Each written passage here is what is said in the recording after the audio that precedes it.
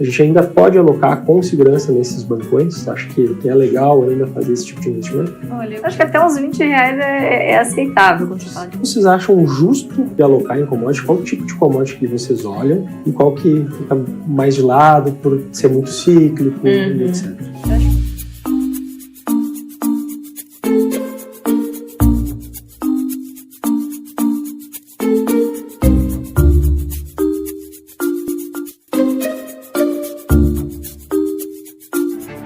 Falando um pouco mais sobre dividendos dos bancos, a gente tem a taxa de juros lá em cima, a gente viu os bancos reportando lucros acima do esperado, o que de certa forma foi uma certa surpresa, eles reportarem um lucro acima do esperado, alguns com problema de PDD e tudo mais. Mas falando dos bancos, como geração de dividendo, no preço que eles estão agora, tu acha que ainda é uma boa alocação para longo prazo? No Brasil, no cenário dos bancões, tendo vista que algumas startups vieram, algumas não vingaram, mas não tirou ainda aquela máxima, aquele poderio todo que eles têm no mercado brasileiro, né? A gente ainda pode alocar com segurança nesses bancões? Acho que é legal ainda fazer esse tipo de investimento? Olha, eu continuo acreditando que sim, né? Eu acho que quando toda essa onda de as fintechs vão acabar com os bancões, enfim, acho que alguns deles tiveram muita sabedoria, vamos dizer assim, de entender o posicionamento que eles estavam. Então, quer dizer, um Itaú, um BTG, quer dizer, é difícil você dar um cavalo de pau com um transatlântico.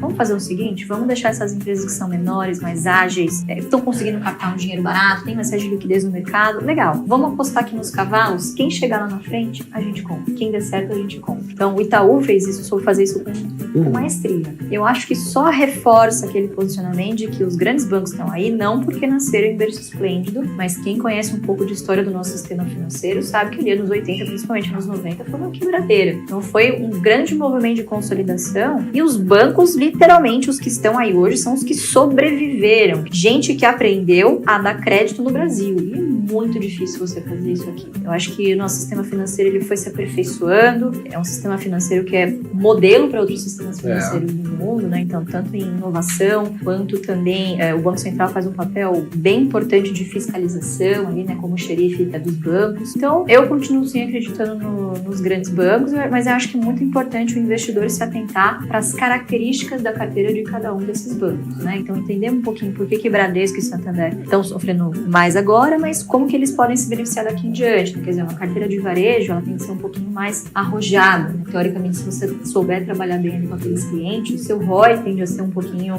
mais elevado, enfim, né? Aguardar para ver. Itaú e Banco do Brasil, acho que eles têm consistentemente surpreendido, né? Acho que principalmente o Banco do Brasil, que ano passado era praticamente um ativo radioativo, né? Ninguém podia chegar perto, venda isso, porque tem as garras do governo, isso nunca vai dar certo. E o que a gente viu aqui nos últimos 4, 5 anos foi construída ali uma cultura, né? Desenvolvido ali algumas travas de segurança, vamos dizer assim, uma governança, né? De governança bem feita no Banco do Brasil, né? Bem robusta. E a gente tem que lembrar também que não é um setor que ecoa muito na sociedade, como uma Petrobras, por exemplo, em que você consegue, vamos falar a verdade, mexer ali no IPCA, né? Então, quer dizer, o combustível, ele tem um grande apelo populista. Já um banco não, assim, você tem que prestar atenção, claro, a qualidade do crédito, a que taxa você está prestando, se isso de fato vai remunerar bem o capital, mas eu acho que tem um apelo muito menor a você fazer esse tipo de intervenção do que numa Petro, inclusive até numa Eletrobras que já foi privatizada, mas esse governo não se contenta muito com essa história, né? Então, é um setor que eu vejo sim com muito bons olhos, apesar de eu não gostar muito do Banco do Brasil neste momento, quando você olha para múltiplos, ainda me parece bastante descontado. Ele é muito descontado justamente pelo peso da mão do governo ali ainda, né? Como a gente comentou, a governança dentro do Banco do Brasil foi tão bem feita, tão bem estruturada, que não é tão fácil assim do governo botar a mão. E hoje, talvez, seja a instituição onde a gente enxerga a maior diversificação da carteira de crédito, principalmente por conta do agro, que eles pegam muito forte. E o Banco do Brasil tem reportado trimestre a trimestre resultados excepcionais. E hoje, sem dúvida, é o mais descontado que a gente vê na Bolsa, né? Trazendo para o lado da Petro, a Petro sim, aí o governo pode fazer políticas sociais com a Petro em detrimento da empresa, que a gente já viu acontecer. Então o governo, há poucos governos, a Petro quase quebrou, só não quebrou porque gera muito caixa, então faltou pouco. Eles tentaram. Espero que não façam de novo. Então, o Petro a gente deixa meio de lado, né? Acho que tudo tem seu preço, eu sempre falo isso. O preço que a gente viu em pandemia, por exemplo, 11, 12 reais, eu voltaria a encarar. Aí também, né? Acho que até uns 20 reais é aceitável quando você fala de petro. Porque, assim, como diz o ditado, né? A melhor empresa do mundo é uma petroleira, né? A segunda melhor do mundo é uma petroleira mal gerida. É mais ou menos assim. Pura verdade. A gente tem, trazendo para esse lado das commodities, vocês têm uma posição bem forte em relação à alocação em commodities. O que vocês acham justo de alocar em commodities? Qual tipo de commodity que vocês olham e qual que fica mais de lado por ser muito cíclico, etc.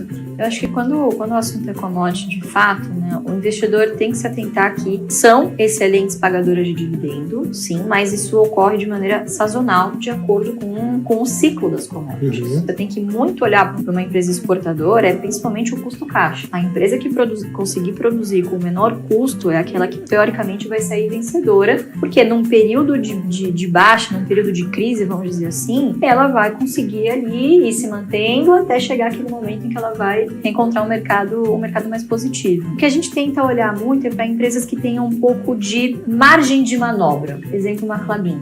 Né? A Klabin consegue agregar valor ao seu produto ao longo da cadeia. Então, ela consegue escolher o mercado para qual ela vai direcionar o seu produto. Então, se o preço da celulose estiver muito bom, poxa, eu vou produzir menos embalagem, menos craft, enfim, e eu vou exportar a celulose in natura, ou a celulose fluff, que também tem um valor agregado maior. O mercado está um pouco retraído nesse momento, como a gente viu, né? Celulose indo para perto de 500, né? O que eles estão fazendo agora? Cada vez mais integrando no processo produtivo, agregando valor e vendendo o produto final da cadeia, que é a embalagem, né? Enfim, que é LPB, que é aquelas caixinhas de leite, né? Longa vida, enfim, Tetra Pak. Então, ele consegue agregar valor ao seu produto ao longo da cadeia e, obviamente, reduzir, mitigar esse risco que a empresa tem ali de reduzir extremamente a sua rentabilidade, as suas margens, enfim. Então, é esse tipo de empresa que a gente busca. Você tem uma Unipar também, você tem algumas características ali bem peculiares, né? A sódio e o cloro são químicos básicos para diversas outras empresas, principalmente o saneamento, que é um setor que a gente gosta muito. Faz parte uma barreira de entrada difícil. Uma barreira de entrada difícil, é um produto que não viaja a um determinado raio, né? Então, a tendência é que você tenha ali várias plantas menores distribuídas ao longo do território brasileiro. Então, essas são,